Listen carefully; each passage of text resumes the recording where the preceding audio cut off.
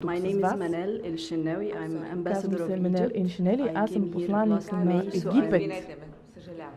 I'm relatively new. Аз отскоро And съм в it's an България, honor for me to отскоро be here заех поста today. си And и за мен first, е of course, чест I would like да to съм тук extend my с вас. thanks На първо to the място бих Atlantic Club искала of да Bulgaria, to the благодаря на Bulgarian Armed Атлантическия Forces клуб Women в България, Association, to the на Institute for Сдружението на Cultural жените Diplomacy, военнослужащи, and to the на Sofia Института Security за Forum. културна дипломация Берлин If you would allow и me на today, I would Софийски just форум like за to share with сигурност. you some perspective from Egypt. Днес бих And искала да maybe I would ви start споделя by гледната some точка от soft Египет, opening, една going египетска back to the history перспектива. of Egypt, И because ще I се върна believe малко that назад в everything историята, which is защото in the present смятам, has че some всичко, sort което of се случва в relation to the past. настоящето, по I wouldn't някакъв go начин е back свързано с long миналото. for Няма да concerning говоря надълго history of за Egypt, but I'll историята go на to Египет, modern Egypt. но And I по-скоро would ще like се to спра start в first подробности by и на just историята на a модерен mention Египет.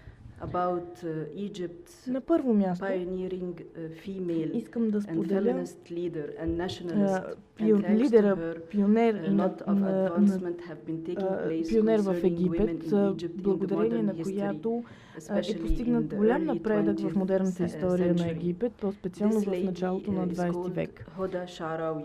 Тази жена се She нарича had an Хода important role Шарауи. in Egypt Тя at има that много time. важна She роля was, в Египет в първата behind половина на 20 век. making women go out of their houses Тя защитава and идеята appear жените in да public излизат places на for the улицата, first да time се in появяват на Egypt. обществени That was места in за първи път в Египет. 1908. Това се случва през She started her 1908 work by година. opening a school Започва for работата girls, си, като which открива focused on училище само teaching за academic момичета. subjects Съсредоточава се rather върху than преподаването на practical skills. академични She helped to специалности, а не organize само the first практични women занаяти и street умения. demonstration Също така, тя е организатор на during първата Egyptian revolution in демонстрация на 1919 жени по време на against the British египетската occupation at революция that през time. She was 1919 elected the година срещу president of the британската WAFD окупация. political party Също така е Women's председател Central на Committee. лявата политическа партия, на Централния комитет на жените. She founded and became the first president of Тя the Egyptian основава и Feminist става първия Union. председател на Египетския феминистки съюз. She advocated peace and Също така, disarmament. тя защитава идеите на мира и на She as well разоръжаването. was involved in philanthropic projects. Участва в She created редица the first филантропски philanthropic проекти и society също така run създава by първото Egyptian филантропско общество, offering social управлявано services от for poor египтянки. women and children. В него се She предоставят believed социални in the услуги importance на of бедни charitable жени и деца. activities, Тя вярва, че especially towards the educational е programs for women необходимо and да има такива children. социални дейности за She laid the напредъка на ground жените for и later децата. gains Тя поставя by основите Egyptian на women, много and she remains the по-важни symbolic след standard това bearer на for the напред liberation постижения movement of по-нататък. women in И Egypt. също така е важна част от движението за освобождаване на жените в Египет. Последно време в Египет има няколко важни развития. Последното от 30 юни, революцията на 30 юни, и след нея Египет е едно толерантно общество, като в него се запазва религията, но по един толерантен начин. Революцията от 30 юни подчертава ролята на младите хора. Също така се подчертава и ролята на жените и на младите момичета. В момента Египет преминава през един период на преход.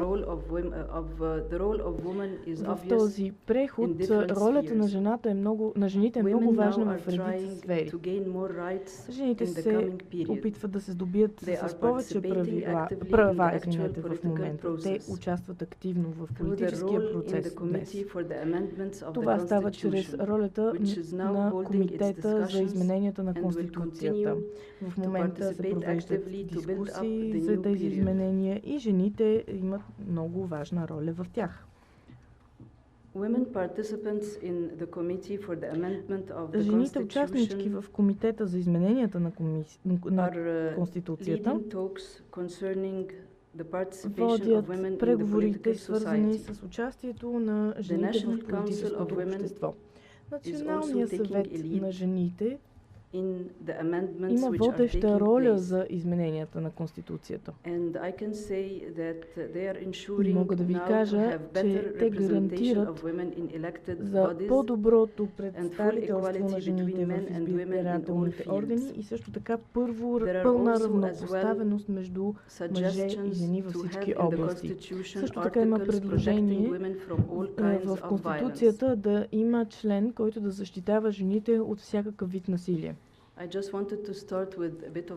Така, исках да ви дам в началото малко политическа и историческа информация и сега бих искала да се съсредоточа върху ролята на жените в Египет и за поддържането на мира.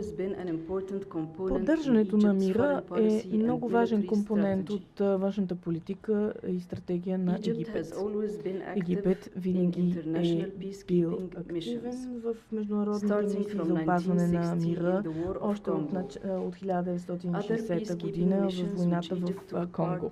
Други такива мисии, в които Египет участва, са в Ангола, Руанда, Централната Африканска република, Либерия, Сомалия, Мозамбик. Участието на Египет винаги е в три стълба на мисиите за опазване на мира. Военния компонент, полицията и друг. Участието на Египет е много важно в мисиите за опазване на мира. През 1995 година Египет създава център в Кайро за обучение по разрешаване на конфликти и опазване на мира в Африка. В този център се предоставя обучение и курсове за опазване на мира, изграждане на мира и изграждане на капацитет. Тези курсове включват теми като, например, въоръжени конфликти, система за бързо оповестяване, разоръжаване, комуникации с медиите, международно хуманитарно право, помощ и сигурност. Поставя силен акцент върху равнопоставеността между половете в мисиите за опазване на мира. И винаги се позоваваме на резолюция 1325, както и свързаните с нея резолюции. Курсовете се правят съвместно с партньорски организации в цялата страна и от други страни, като по-специално от Австрия и Канада. Акцент се поставя на приобщаването на различни сектори от обществото и ролята на жените, също съдии, представители на въоръжените сили, доктори и юристи. Партньорствата са важни в различни области, независимо дали става въпрос за политическа, социална или когато говорим за сигурност. Това беше една доста кратка реч. Ще завърша съвсем скоро, но просто исках да спомена някои важни моменти, свързани с работата на Египет по поддържането на мира. Смятам, че ролята на Египет в поддържането на мира ще продължи да бъде важна, независимо дали говорим за поддържането на мира в Африка или в други държави. Очакваме с нетърпение развитието в Египет, където ще се изграждат все повече партньорства за сигурността, въоръжените сили в политически и социален живот.